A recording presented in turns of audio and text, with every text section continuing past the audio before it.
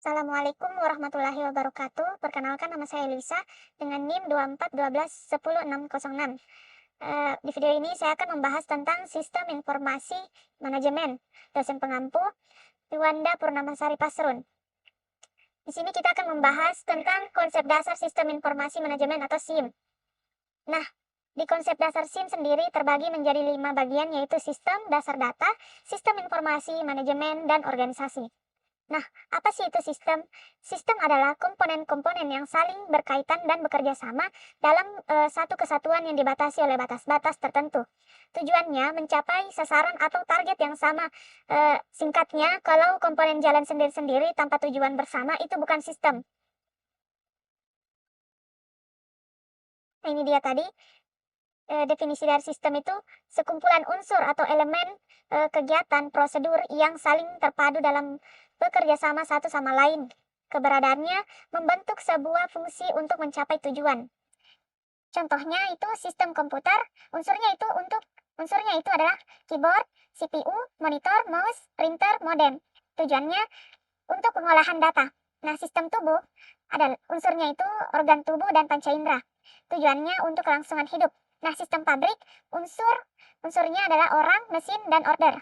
Tujuannya itu untuk produksi. Nah, di sini ada suprasistem, sistem, dan subsistem. Nah, yang paling atas ini adalah suprasistem, yang artinya sistem paling besar yang menaungi sistem lainnya. Terus yang barisan kedua ada sistem. Sistem ini adalah bagian besar di dalam suprasistem yang punya fungsi tertentu. Nah, subsistem ini bagian-bagian kecil dari sistem. Karakteristik sistem. Pertama ada komponen, sesuatu yang menjadi bagian sistem seperti benda, aturan, dan orang. Penghubung atau interface itu menjembatani fungsi antar komponen. Terus yang ketiga adalah masukan, input, sesuatu yang digunakan sebagai bahan untuk diolah lebih lanjut. Pengolahan atau processing, kegiatan memproses bahan masukan menjadi hasil keluaran. Terus keluaran atau output, berbagai macam bentuk yang dihasilkan melalui pengolahan. Nah, dari output tadi ini menghasilkan sasaran atau objektif atau sesuatu yang ingin dicapai dalam jangka pendek atau jangka panjang. Karakteristik sistem yang selanjutnya adalah tujuan atau goal, pencapaian akhir yang hendak dicapai dalam waktu yang panjang. Terus kendali, menjaga sistem agar tetap berjalan sesuai rencana dan tujuan.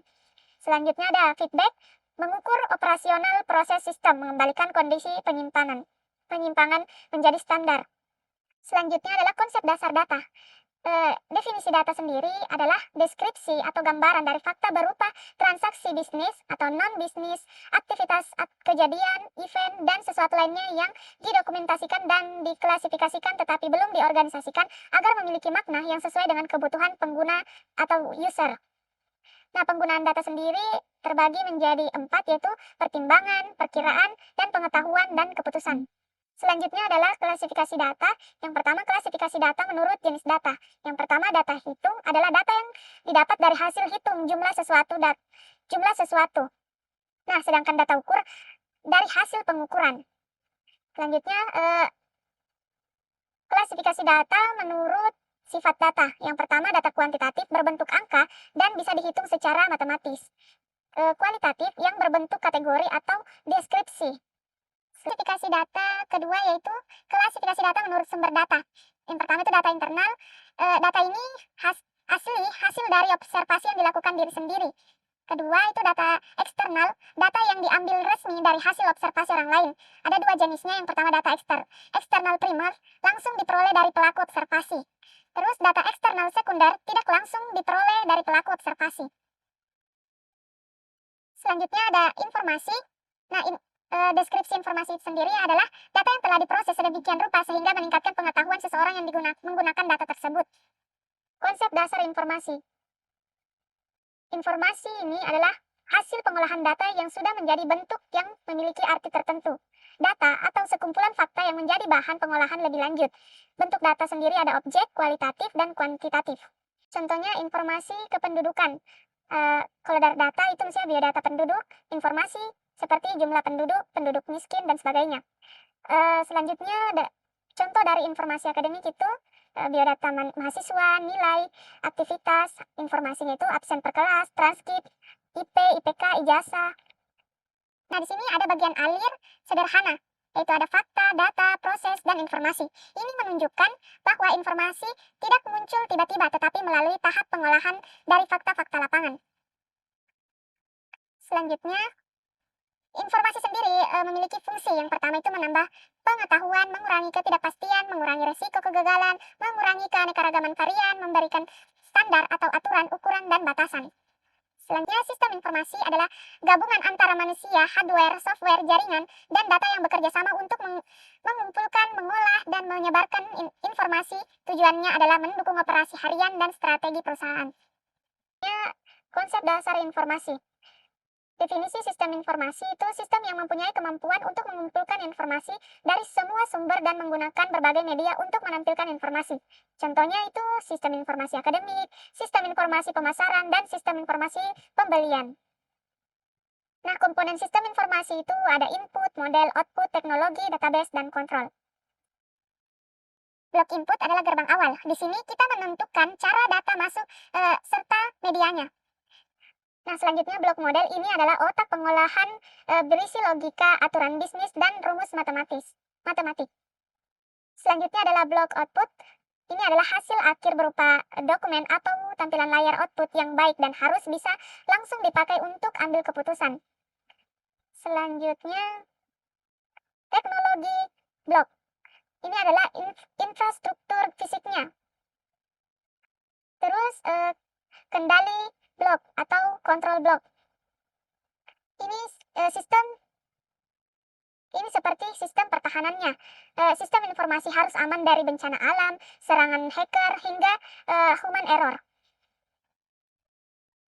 Selanjutnya, database block. Tempat penyimpanan permanen. Data di sini diatur agar tidak diduplikat dan mudah dicari menggunakan software khusus atau DBMS. Selanjutnya ada konsep dasar manajemen. Manajemen sendiri adalah proses pengorganisasian, pengaturan, dan pengendalian sumber daya.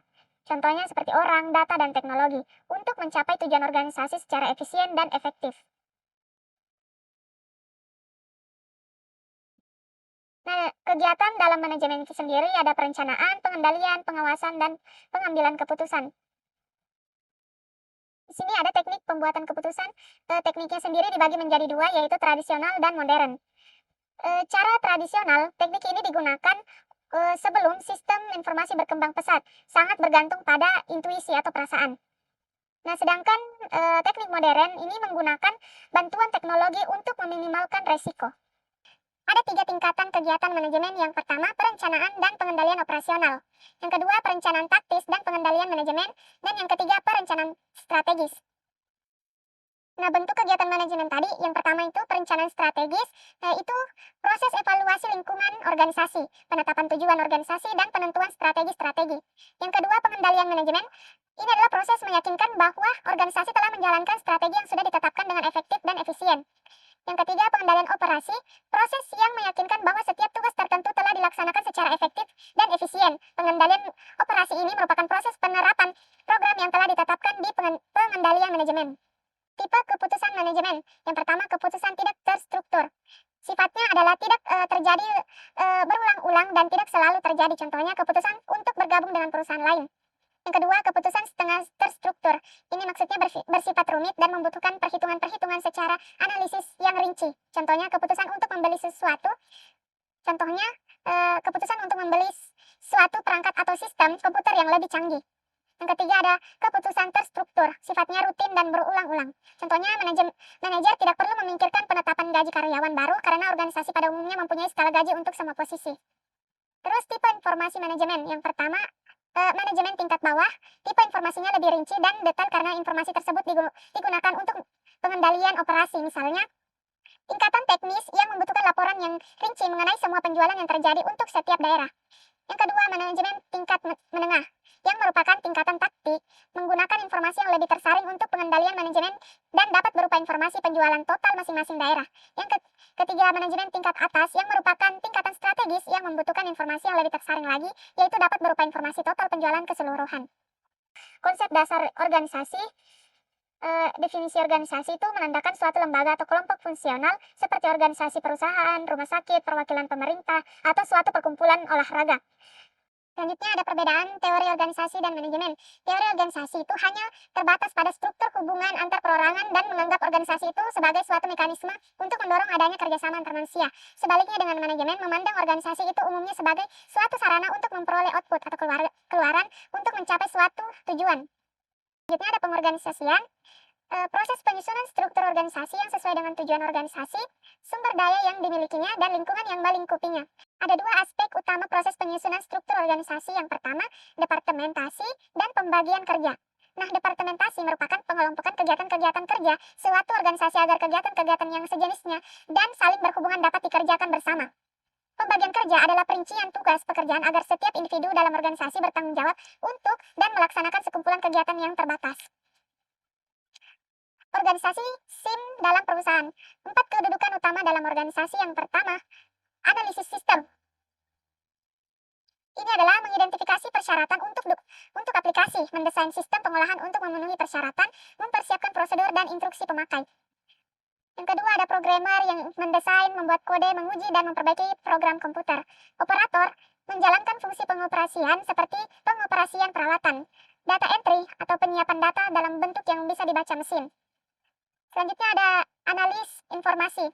Bekerja sama dengan pemakai untuk mendefinisikan persyaratan informasi, mengembangkan prosedur dan instruksi pemakai, memahami fungsi organisasi, manajemen, dan pembuatan keputusan dalam suatu organisasi.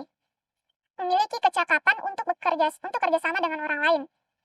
Selanjutnya ada perancang sistem, yaitu mendesain sistem pengolahan berbasis komputer untuk menyajikan informasi yang diperluas analis.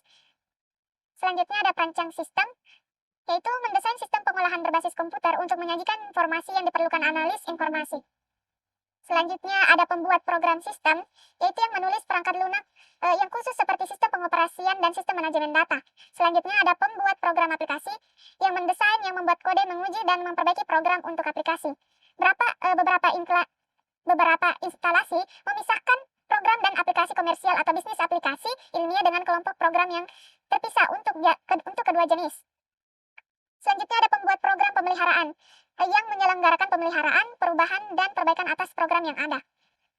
Selanjutnya ada database administrator, yaitu yang mencatat dan mengawasi pangkalan data perusahaan. Selanjutnya ada operator komputer, yaitu yang mengoperasikan peralatan komputer. Selanjutnya ada pustakawan, yang menyimpan dan mengeluarkan file komputer pada pita dan piringan magnetik, atau biasa juga sebagai pendokumentasian file serta pencatatan pemakaian file.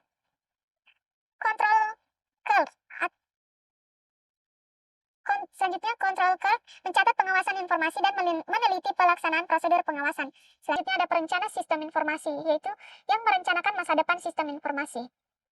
Sekian dari saya, terima kasih. Assalamualaikum warahmatullahi wabarakatuh.